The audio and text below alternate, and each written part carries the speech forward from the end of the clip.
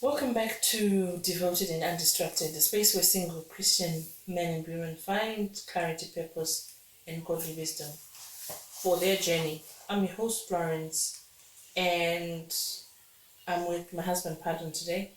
But first and foremost, before we get into today's episode, I'd like to first put an apology for a late upload on this episode. We didn't see coming. We had a family holiday, and after that there was a bereavement in the family where one of us had to travel back home and back to Ireland. So now we will try to be more consistent in what we are doing.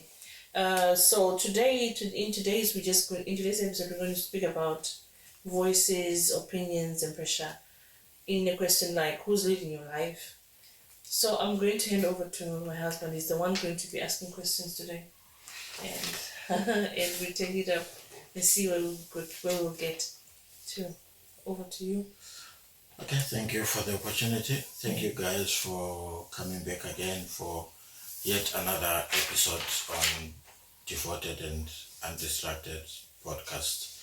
Now, coming to you, I would like to ask, since we are talking about external influence into our relationships or marriages, Yes. why does it seem like many single or young married women, they tend to compare their relationships with other people, say their other friends or close family relatives? Okay, I'm going to give you. Thank you for that's a good question anyway. But I'm going to give you in more like 2 parts or more. First of all, for a single lady, I would say there's some insecurities and impatience. You are not patient with yourself. You are still learning. There's still more to learn about yourself. You're still growing.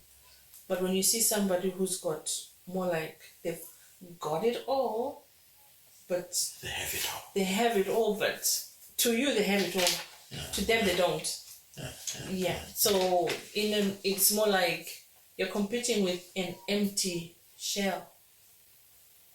Okay. Yes. So most likely I would say it's insecurities and impatience. Then coming to the young married ones,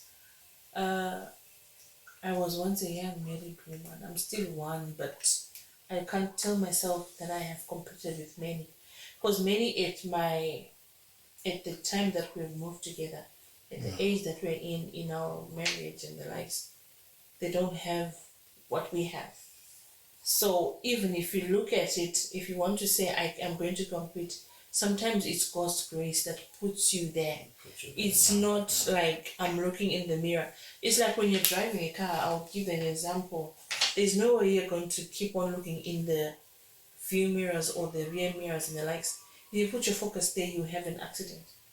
That's I think that's the best way I can. That's a good point. Yeah. That's the best way I can give it to you, because the moment you start looking out for what the next person is doing, you never know. I would say there was once a preacher, I think he used to preach in Haran in Zimbabwe. He would say, stop looking at other people's achievements. Focus on yourself. Yeah. Because you never know what that person does behind. And what that person is going through. Yes, definitely. Yeah. So, but when they come in, it's a brother and sister issue. It's that it's all closed up and like so. In all things, be content with what you have and work hard for more. I understand we can work towards what we want. When in a marriage, when you're set to do something, it's a force, it's a joint force. Like the faith your husband has and your faith that you have, that way it pulls up a big ball of fire that will make you get what you want. Okay. So I think that's a very good point. That's what I can tell. That's a very good point. Thank you so much. I think as you were talking, I was thinking, or maybe the question is focused mainly on materialistic comparisons. Yeah. Like what you have. What was going through my head, it's might not be what we meant here, but sometimes I think me being me, I always try to think both sides. I think sometimes it's good to compare yourself a bit. Why do I say that? Especially in our families, in our African cultures, in our Yes. African families. You look at you as a girl, you look at your aunts from your father's side, Yes. how they are faring in their marriages. You look at your sisters, at your cousins. Sometimes you can pick a trend Yes. that, oh, at this age, This they was divorced, they, at this age, they did that, at this age, they did that. So, me, I'm going to stamp my foot down. I'm not going through that. You break the cycle. You break the cycle. Yeah. Yeah, that's true. You have to break the cycle. So I think in a way, maybe in the family, you just have not really compare, but just have a look at those ones and just see the trend. Yes, definitely. Okay. Now back to comparing things. I know another fueling thing in comparisons is social media. I would want to ask, how does social media feed this habit of comparison? How does it add on to this habit?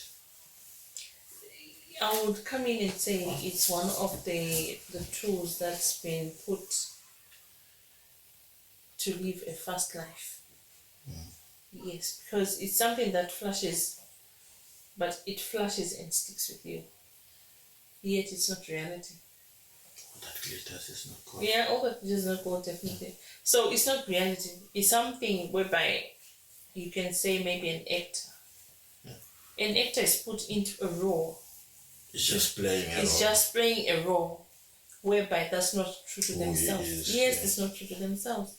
If you find that person or if you walk into that person and see them, they're just as genuine as like nobody else. But what they have done behind there, whereby Act a very mean role. yes, but what they've done out there is like it's very like, oh no, this person is living it. He's living it large, no, but no, it's not it. That's not even the issue. Yeah, so I would give maybe a scripture there that says reminds First Samuel 16:7, sorry. It reminds us that men look on the outward appearance, but the Lord looks at the heart. We don't always know what's really going on in someone else's relationship or life. So, because I'm not there to keep on digging. Yeah, that's true. What you guys doing? Where are you guys going? What? No. It's none of my business. I have a life to live. Like, I'll still bring up the car issue that I gave earlier, whereby I'm driving a car. If I'm not focused on the road, I'll crash the car. So yeah. And you have to drive your own car. You can't drive everyone. You can't drive everyone's car. No, you can't do that. It's not gonna work. Yeah. And so these comparisons, how does it affect like the contentment and like your self-contentment or maybe your trust in God? You're not at peace. Yeah. It robs you of peace, and because it also drives you away from God. Because now you're living in your mind. Yeah. You're thinking every day, oh, I want to go and see, I want to do this, I want him to see that, but there's not much of God's will happening. It's now your self-will. Yeah. There's not much of God's will, because if you let God's will happen, you later look at yourself, you later look around yourself and see, oh, I'm doing it. Oh, I'm at it. Oh, I'm doing that. So that's Yeah, you raise a good point there of living in your mind. I remember one preacher saying Christians should not live in their mind, yes, but should live in their heart. in the heart, That's in the where soul, the soul yeah. is. Yes, Yeah. that's where the soul is. Yeah. Yeah, that's true. Thank you for the answers. So, talking about comparison, how can a single or young married woman protect her heart from this temptation of comparing oneself? I would give them this scripture again as well, Philippians 4:11, which tells us of being content in every situation. And when you trust God's timing, you don't have to measure your life against others. Yeah. Thank you very much. Yeah. So So I think the key to it is trusting God. Yeah, trusting God. Once we put our trust in God, we have that peace that surpasses all understanding. And if you start comparing yourself, you start doubting yourself, you don't have that faith anymore. You are telling yourself, "Oh, I'm a failure because I haven't reached that level." Yeah, I'm drawing yourself back instead of pushing yeah. yourself in the front. Yeah. Yeah, that's true. Thank you for that. I think I'm done with my questions for this first segment.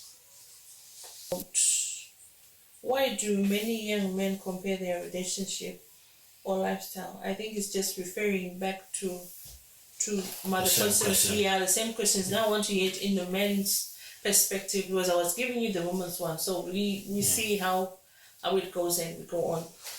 I think like you said, comparing ourselves usually it's, I would say, the competitiveness in us. Yeah, maybe it's the testosterone hormone. I don't know. Because look at it in sports, they do those tests like before a major competition like the Olympics. They do those tests on athletes to see if they are injecting themselves or they are getting like artificial testosterone or something, because they know it's going to boost their competitiveness. So maybe naturally we have that. So maybe that's why we are always competing. We are always checking the next person. How far has he reached? I want to do better than that. I want to go there. Oh, he has a beautiful wife. I'm going to get a more beautifuler.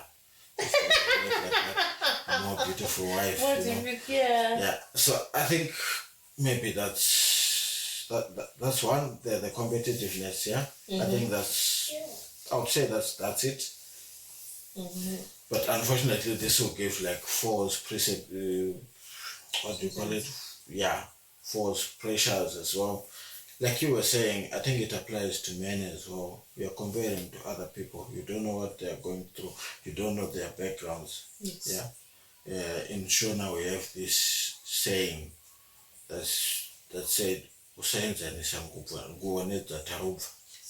You don't have to compare yourselves to other people. You don't know their backgrounds. You don't know where they are coming from, and you don't know who is supporting them. You just have to run your own race. And one other thing that just coming in my head is like, as human beings, as well as Christians, we should be people who thank God for He created them short, tall, slim, fat, or thick. I wouldn't know how you would say that, because God is God of variety. Yeah. There is no way where you're going to say, I have got this, and it's going to be the same way it's supposed to be. You might not know where you are today is not where you're going to be tomorrow. And God is always working on us each and every minute of our lives. Yeah. Till the day He calls us home. That's, yeah. Right, great there.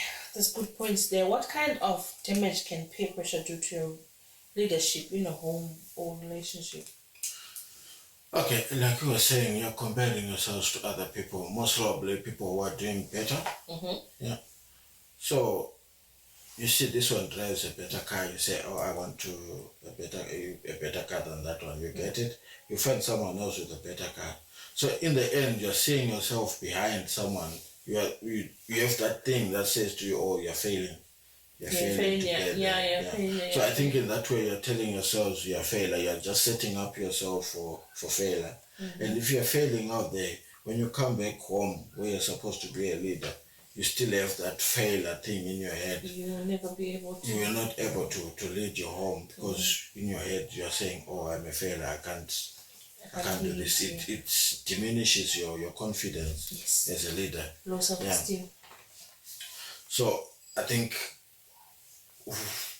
I don't know, I think one should stop comparing themselves and be content and just have your own values as a human being, I would say. Yeah, definitely. I hope that answers you. That's great. Then how can men lead with clarity even when friends are living differently? Thank you for that question. I think we are all different. We're all leading a different path. So I think one is supposed to first how can I no, I'm different from other people. I have my own path. You find your own path, and you set your own goals as a man, and you walk towards those goals, looking up to God. Yeah.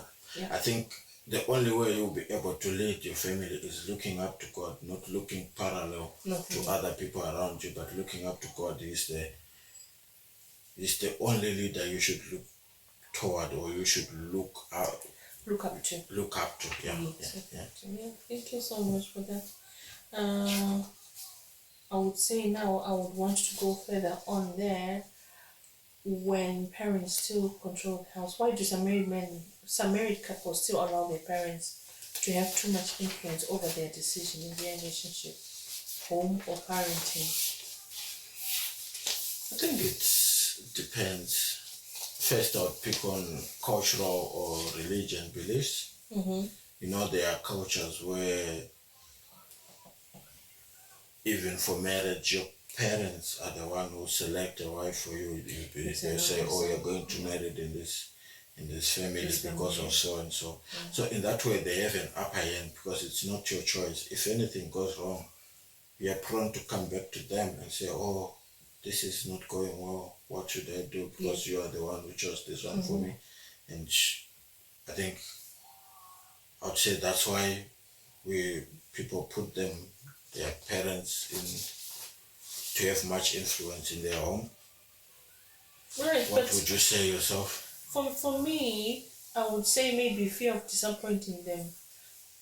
Although I would bring the scripture back again, where Genesis 2:24 says, "A man shall leave his father and mother and be joined to his wife, and they shall become one flesh." In this one flesh aspect there, I've seen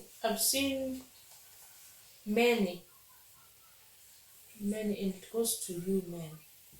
You hardly detach yourselves from.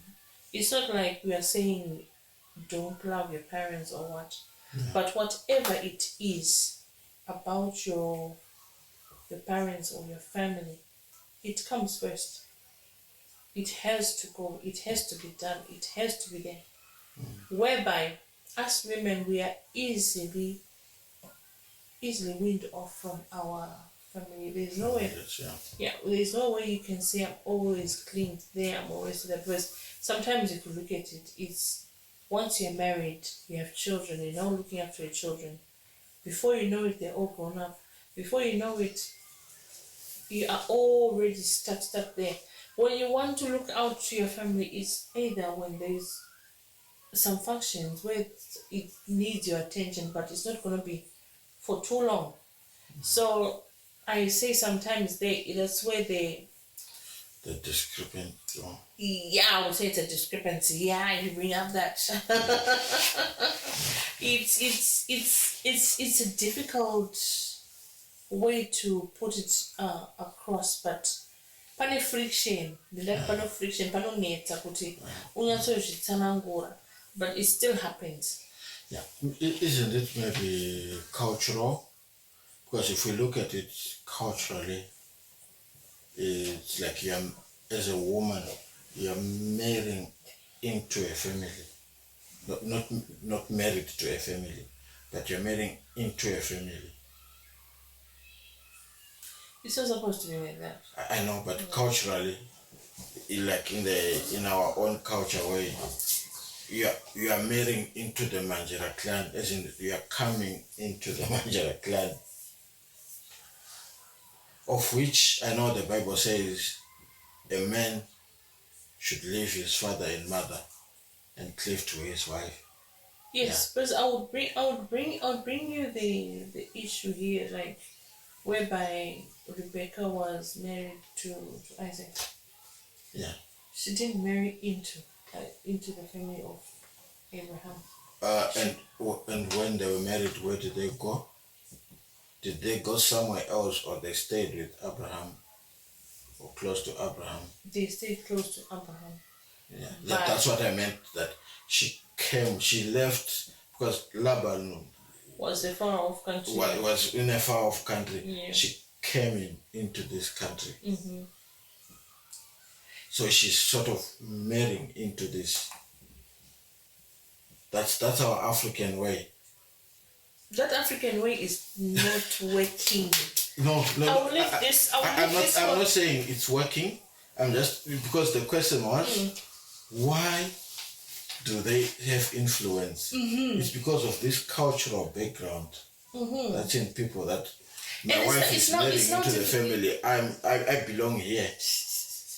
It is not difficult to take it out from like the men's side. Yeah, that's true. And one thing, maybe we'll speak about it later on, but one thing that it does is, in the long run, in the long term, you getting, like me myself, getting married into a family, it destroys all the aspects of what I want for my own. Because when we get married, I'll just give you an example there. When people get married, like the ladies when they get married, it's all about, I want my house to be like this. I want my family to be like this. I want this, I want that. But when then you get married to this man that's very bound culturally, it's all gone through the window. And then when you want that woman to now start building up something for you, she's long dead and gone. She's just there physically, but all what she wanted, all she built it once, it's all gone. So that's when you then find out, like, most they will start speaking about, I'm no longer interested, oh, I'm just staying for the kids, oh, I'm just doing this.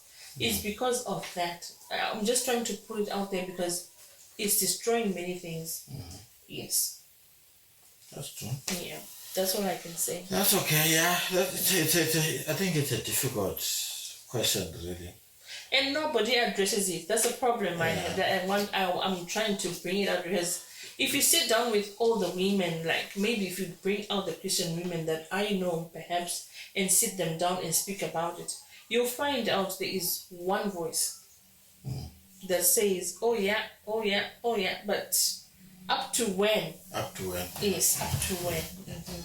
Maybe someone will help with answers, Christian basis answers, trying to help the men understand.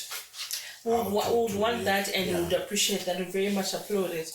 Yeah. How do you know when parental involvement is too much?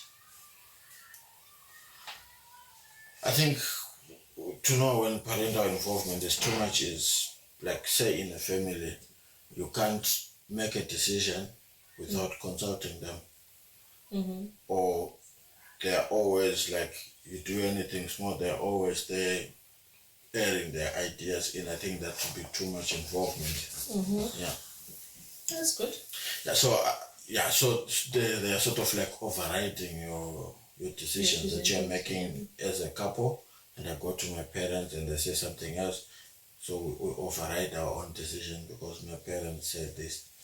Yeah. That answers you? Yeah, that's good. Just go ahead.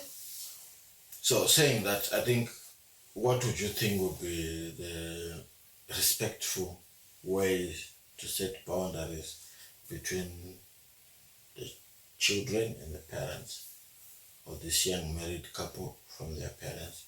What would be a respectful way to set boundaries?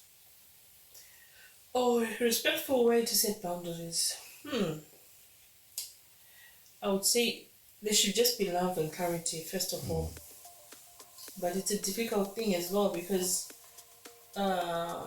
you get tend to see them putting pressure again, but in a way you might have a scenario whereby a young man is told what to do by his parents and goes on to his wife, but he doesn't say it. Yeah.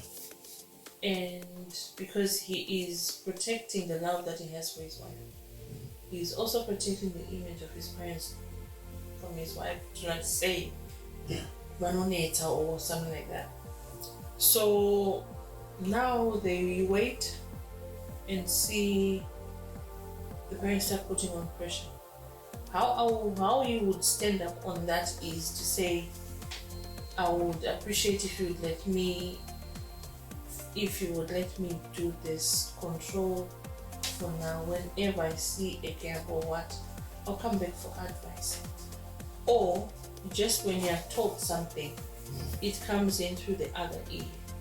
It goes through the other ear, and you won't find yourself in any of, because even if they are to ask you, oh, I'm sorry, I forgot about it, I'll rectify it, it ends there. I think you're right, but I think something that will need really wisdom, because it's something I feel you can't really attack it head on. Like you go to your parents and be like, guys, these are the boundaries. Some people can do that, but I think it needs more wisdom than that. And also what I would advise maybe the young men who are still to get into marriage is to set their boundaries now before they get married, before they get into a marriage covenant. But you have set your boundaries already, and you have sort of weaned yourself off your parents. I think that would be the key, to set a boundary, because the parents will know, oh, this one can take care of himself. So even if there's someone else, they know you can do your own things on your own. Yeah. Because if you want to change when you're married, they are not looking at you, they're looking at the wife. They'll be like, oh, this is the problem. She's the one who's doing this to our boy, that's why he's not coming to do this and that. So I think young men try to set the boundaries before you get into marriage. Before you get into marriage, Then what should couples do when they disagree on how involved their parents should be? I think it's just the basic, like we were talking about earlier. You are married to your partner. You are not married to the family. You are married to your partner. So I think the two of you have to come to the last decision. If like the parents are too involved, I think it's the two of you to sit down and find ways to win yourselves off the parents, or help your partner to win himself or herself off the parents. That's great. I would say it's more like going back to your covenant, like your vows. Like your people shall be my people, but your God shall be my God. Then it's never going to be difficult. That's true. And you always remember why in the first place you fell in love with that person. How can singles prepare for this before marriage? Like I think that's what we're talking about. We're talking about like set your boundaries and learn to pray through decisions and the likes and all. So I would now turn back to them, to the audience there. They do write again more questions in the chat, or mostly in the chat. We're gonna have more like a good interaction there and see how best we can respond. In closing, I would want to say friend comparison and pressure from others, whether friends or family, can cloud your judgment and delay your purpose, which is true. It delays your purpose there. But God has given you wisdom and identity. Don't let other voices be louder than His. So that ends today's episode.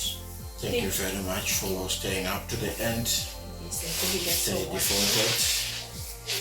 Stay devoted. Be kind to each other as always. Love one another. Goodbye. Thank you.